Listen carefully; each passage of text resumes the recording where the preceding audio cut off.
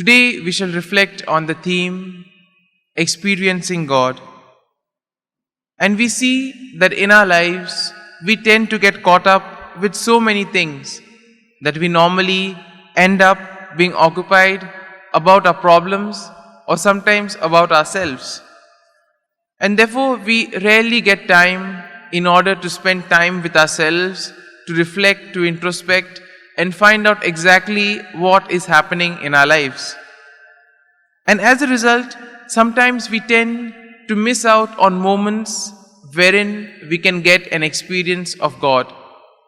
But it is only when we are at peace with ourselves, when we are able to listen to the inner workings of the Spirit in our lives, it is only then when we can get a wholesome experience of the encounter with God. Today's first reading tells us how the high priest questioned the apostles. Now the high priest had told the apostles that by no means that they could preach in the name of Jesus. But we see that the disciples were not afraid. They were filled with the resurrection of the Christ.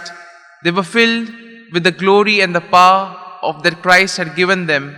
And above all, they were filled with the Holy Spirit. And because of this, we see that they were brave enough to do the right thing. They stood up for themselves, and in spite of being told not to preach the good news, they went about preaching the good news of Jesus. And this infuriated the high priest. And then the reply that Peter and the apostles gave to the high priest was very fitting indeed. They said, they are to obey God and not men. They had received the Holy Spirit and they were witnesses of the resurrection. And this had enabled them to do many great things. Similarly, in our lives, we see when we are open to the Holy Spirit, when we receive the Holy Spirit and allow the Spirit to work in us, then we see that we are able to do many things which would not have been possible with our own strength. And in a way, we are called to surrender ourselves to the Spirit and allow the Spirit to take control of us and to work in us. Today's Gospel asks each of us one question. Do you hunger for true and abundant life which God offers through the Holy Spirit? Each of us may have different answers. And it is rightly so, because each and every one of us are given the freedom and we have the choice. It is said that the Holy Spirit opens our minds to understand God's word of truth.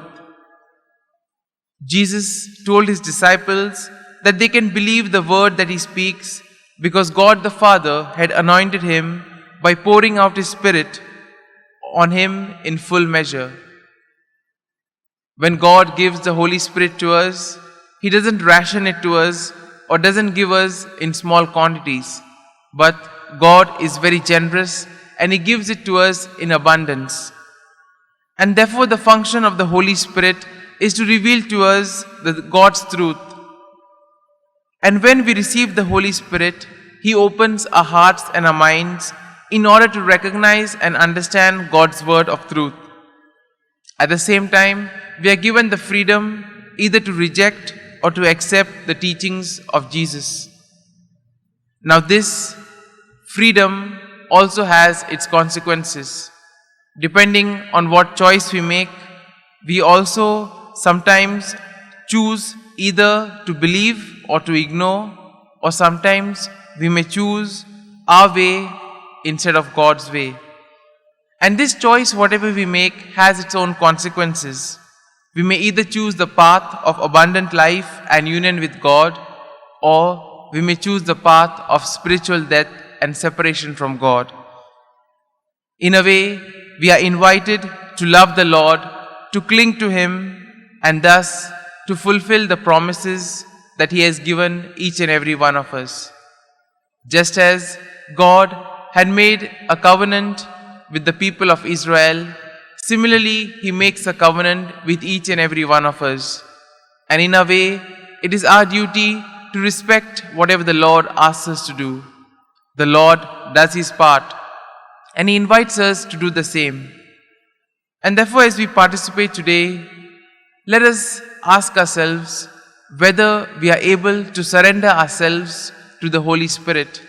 And let us pray for this grace that we too may be able to experience the Holy Spirit in our lives, and that we may surrender ourselves to God and to the workings of the Spirit.